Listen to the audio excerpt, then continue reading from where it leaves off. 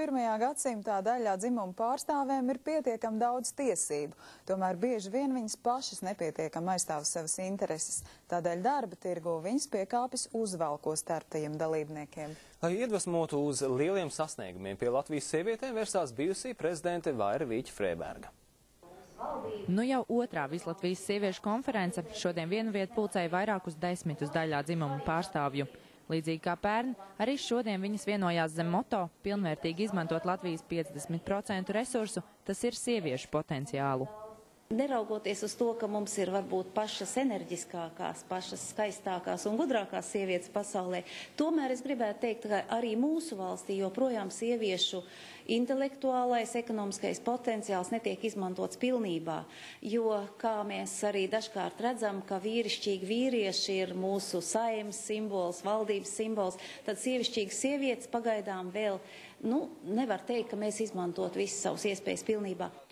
Parlamenta gaitiņos 1/5 daļa no visiem deputātiem ir sieviešu. Tāpat šlipsēs un uzvelkos tērpto politiķu nospiedošais vairākums jūtams arī valdībā. Premjera krēslā Latvijas vēsturē sieviete vēl nav sēdusies. Tomēr uz pārējās Eiropas fona mūsu valsts var lepoties ar krietni lielāku daļā dzimumu pārstāvniecību kā uzņēmēja darbībā, tā arī vadošos valsts amatos. To apliecina fakts, ka Latvija ir pirmā Austruma Eiropas valsts, kuras priekšgalā savulaik nostājās sieviete. Tā dīvainā lieta, ka, piemēram, man 17. jūnijā, jau 11 gadus apkaļ, topot ievēlētai par valsts prezidenti, pirmie jautājumi visiem žurnālistiem, sākot jau tai pašā naktī, bija, kā tas jūtās būt pa sievieti prezidenti.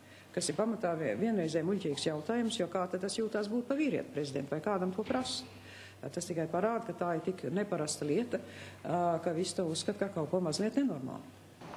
Par sabiedrībā valdošo aizspriedumu cēloni eksprezidenta min biklumu, kas pusaudzēm parādās pubertātes laikā. Novērots, ka pamatskolā meitenes nekautrējas mācībās apsteigt puišus, taču sasniegušas seksuālo pilnbriedu, viņas sāk baidīties no iespējas zaudēt savu sievišķību. Tāpēc personīgās izaugsmes vietā izvēlas nodoties vien domām par ģimeni un bērnu audzināšanu. Nevar būt visur vienlīdzīgi labs. To es esmu sapratusi. Ja es esmu šobrīd uz pilnu stāžu mamma. Un pietrūkst gan tā sabiedriskā dzīve, gan pašapliecināšanās, gan hobijiem laika pietrūkst. Bet es esmu apmierināta, ka es varu būt uz pilnu slodzi mamma. Es domāju, nekas nav neiespējams. Cilvēks ar visu, viņš var apvienot gan karjeru, gan ģimeni, gan augstskolu, gan visu, jo es pati arī pabeidzu studijas, atradu darbiņus. Es strādāju, nebūs tā, ka es neko nedarīšu, nebūs darbus, atradīšu kaut ko darīt. Es domāju, ka to visu var apvienot. Vispirms var izmācīties, un tad tas netraucē. Šobrīd precos, tālāk mācīšos, un pēc tam bērni. Loma noteikti mainās, bet par mācībām un karjeru aizmirst arī nevajag. Tā kā arī jūs uzskatāt, ka jūs sieva varēs visu sabalansēt? Es ceru, un es palīdzēšu arī. Darba tirgū joprojām novērojama plaisa dažādo dzimumu atalgojuma jomā. Latvijā vīrieši saņem teju par 14% lielāku darba samaksu nekā sievietes, kas veikušas tos pašus pienākumus. Lai aizstāvētu daļā dzimuma intereses, ar konferencē gūtajām atziņām plānots iepazīstināt valdību, taču uzsvērts, ka vispirms sievietēm pašām jānotic saviem spēkiem.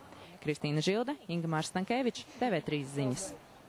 Kirgīzijas dienvidos iestājies trausls līdzsvars starp oficiālajiem